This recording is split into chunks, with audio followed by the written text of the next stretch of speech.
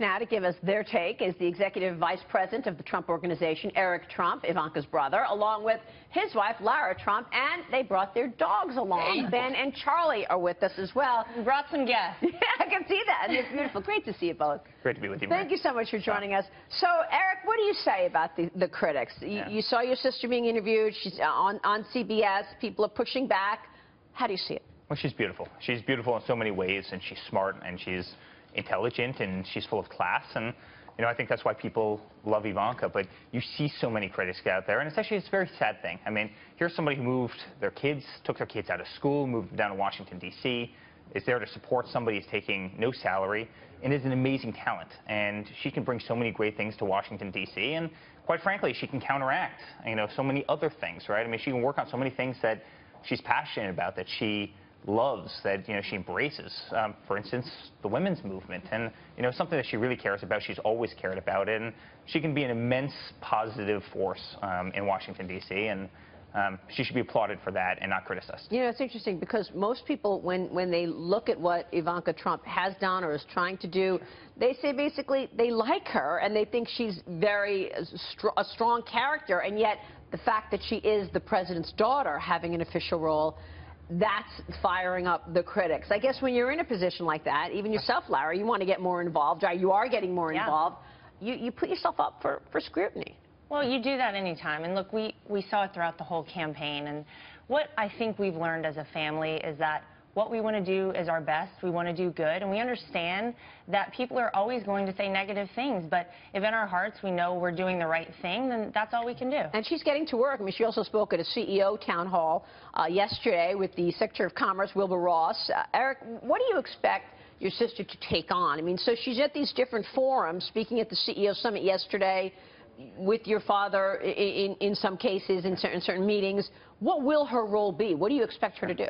Well, certainly, hopefully, business, right? I mean, there's so many things that we need to do as a country to restart the financial engine, and you're already seeing it begin, but it's really what my father, it's what his whole platform was, right? It's what he really won on, is getting America's economy going again, bringing back jobs, right? Starting small businesses, advocating for other businesses that have, quite frankly, left this country. And I think Ivanka, as a CEO, as a woman who really understands business, I think she can advocate for that probably better than anybody. I think she can advocate for women in the workforce better than anyone. I mean, you've seen the discrepancy between how much men make and how much women make for a long time. Equal pay yesterday. I think she'll be an amazing advocate for that, and I think she'll be an amazing advocate for so many other things. I mean, she really cares about young mothers, child care initiatives, certain tax initiatives, that are really pro-family.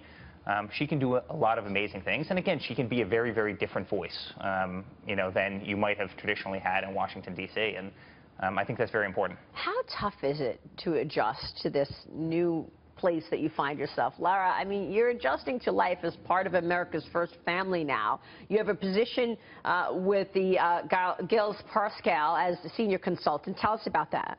Yeah, well, listen, Giles Parscale was an incredible part of what we did during the campaign. They helped really win the election for us, and it was the digital media portion of the campaign, and they've hired me as a senior consultant, and I am currently working with the 2020 Trump campaign. Day-to-day operations, we've been putting on rallies, and it was so important that the movement that was started in this country continued. And we wanted to let the people know we are still here. We're still working for you. President Trump and the campaign are still here for you every single day, and we will be all the way through the 2020 campaign. Yeah, it's true. I mean, time flies, so you're looking now at 2020. Yeah. And you've got to figure out what the landscape is going to be, and you want to hope that your father gets real legislation done and the priorities that he's talked about, right, in these leading up to the next election. And listen, I think we're going to have an amazing week. I think we're going to have, obviously, Gorsuch get nominated on the court. I think you're going to see that. I think you're going to see a lot of his promises come through. I think you're going to see health care. It's going to get done, at some point, and I think sooner rather than later.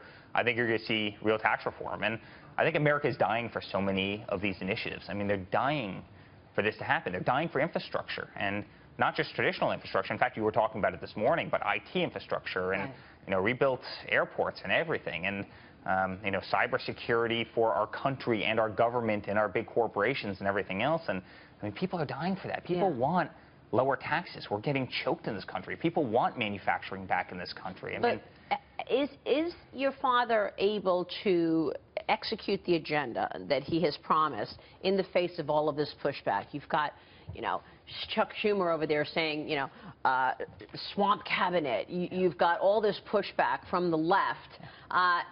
They nominated Gorsuch, for a lower court, and now all of a sudden they say, no, we want to filibuster. So will that distract the president's agenda? Well, that's a hypocrisy in government, right? I mean, Gorsuch got unanimously confirmed on lower court. Then he comes up and they want. I mean, and I think people read through that. And I also think it's one of the reasons the Democrats have been doing so bad in recent years. I mean, look at their track record over the last 10 years. Look how many seats they've lost. Look how many elections they've lost. And governors as well. Sure, and governors. And look how many counties they lost. We won, what, 3,700 roughly counties, and they won 400. So you think he will get the agenda?